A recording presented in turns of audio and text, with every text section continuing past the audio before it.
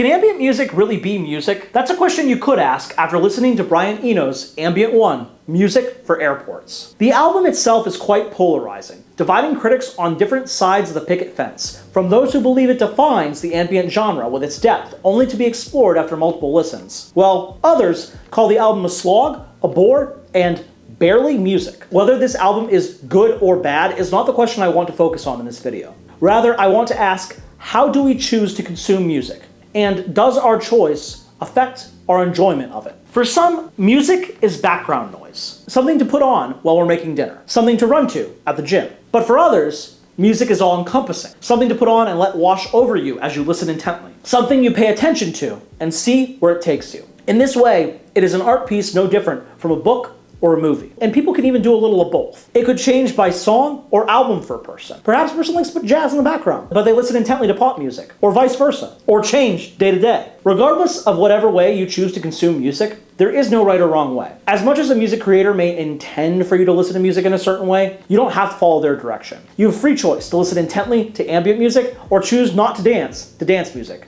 right? Well, normally, yes. But then we have albums like Brian Eno's Music for Airports, where we can start to get into some sticky situations that challenge these beliefs. A lot of criticism with Music for Airports circles around the listenability of the album. For music critics, and even myself, trying to listen to this album intensely is difficult. If you try to focus on the album like an art piece akin to a movie, you quickly lose interest. The album is repetitive and incredibly sparse. Trying to hear interesting things happen in this is almost impossible. It's like watching paint dry. You quickly lose interest. But what happens if you choose to ignore it? Do something else while you listen to it? Well, this is when the album excels. When you're doing some work, the album fades into the background, becoming a calming sensation that relaxes one and allows them to focus. In this way, it becomes more beautiful. Yes, by letting go and listening to less, it actually increases your enjoyment more. And this is so interesting, is it not? Because it's counterintuitive to what we're taught about art. Because we're taught, if you really want to understand something, we need to go deeper to really analyze what that art is doing if we want to understand it. Instead, Brian Eno's Music for Airports encourages us to do the opposite with art, to take a step back and choose not to understand, because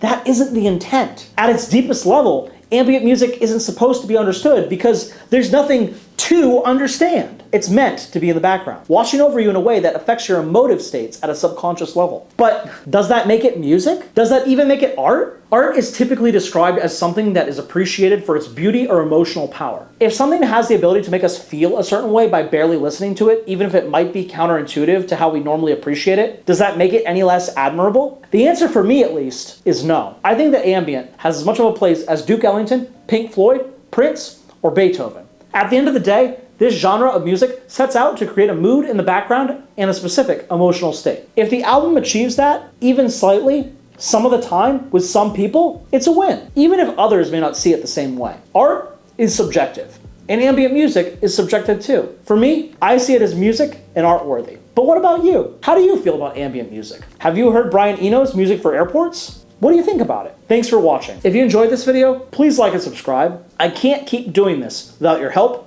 and support. If you'd like to provide support in a monetary way, please consider checking out my Patreon in the description. At this moment, there's no gated content, but by signing up, you will receive my eternal gratitude by supporting me in what I'm doing. I hope this helps. I love you all.